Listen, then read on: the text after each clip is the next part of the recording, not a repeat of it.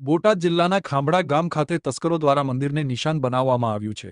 ખાંભડા ગામમાં આવેલા મહાદેવના મંદિરમાં ચોરી થવાની ઘટના બની હતી, જેને પગલે ફરિયાદ નોંધાવા પામી છે. બોટાદ જિલ્લાના ખાંભડા ગામે આવેલા પીપળેશ્વર મહાદેવના મંદિરમાં રાત્રિ દરમિયાન અજાણ્યા શખ્સોએ મંદિરમાંથી ચાંદીના થાળાની ચોરી કરી ફરાર થઈ ગયા છે. 70,000ની કિંમતનું અંદાજિત 1.5 કિલો ચાંદીનું થાળું ચોરી જતા બરવાળા પોલીસ સ્ટેશનમાં અજાણ્યા શખ્સ વિરુદ્ધ ફરિયાદ નોંધાવા પામી છે. જોકે ચોરે મંદિરને પણ ન છોડ્યું.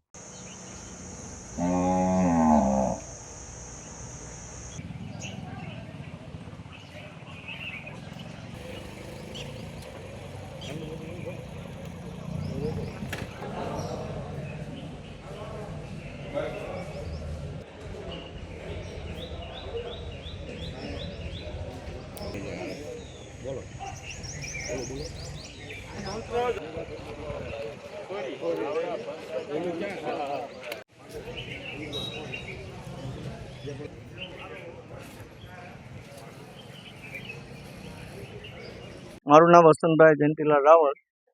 વસંતભાઈ કયું ગામ? ખાંભડા પીપળેશ્વર મહાદેવ અમારું આસ્થાનું કેન્દ્ર છે આખા ગામનું. અને એને આ ત્રીજી વખત આ થાળું ગયું છે ચાંદીનું. આ અત્યારે જે થાળું ગયું 4.5 કિલોનું થાળું હતું ચાંદીનું. અને વારંવાર ચોરીઓ થાય છે. એકવાર ટોકરા પણ ગયા છે, છતાં પણ એ તો ગામે બધું કરીને ભેગું કરીને કર્યું. પણ આ વખતે છે આ ચૂંટણીનો માહોલ છે, રાત્રિનું પેટ્રોલિંગ હોય છતાં પણ આ મંદિરમાંથી આજે ચોરી થઈ છે. તો આના માટે સખત રીતે સંશોધન કરી તપાસ કરીને આનું રિઝલ્ટ મળે એવું ગામ આખું ઈચ્છે છે. ગામ અત્યારે બહાર બેઠું છે. મારું નામ ધનજીભાઈ. ધનજીભાઈ, આ બધું વારંવાર 2-3 વાર તો અમારા થાળા વીઆઈ ગયા. ગામ બધા પૈસા ભેગા કરીને વળી થાળું કરીને વળી ઉપડી જાય.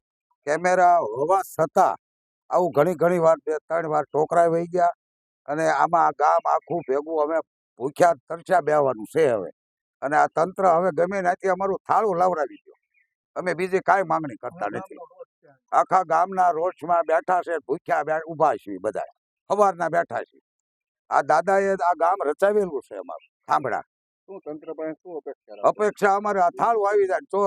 ચોરની જરૂર અમારે થાળું લાવી દો તો ઘણું.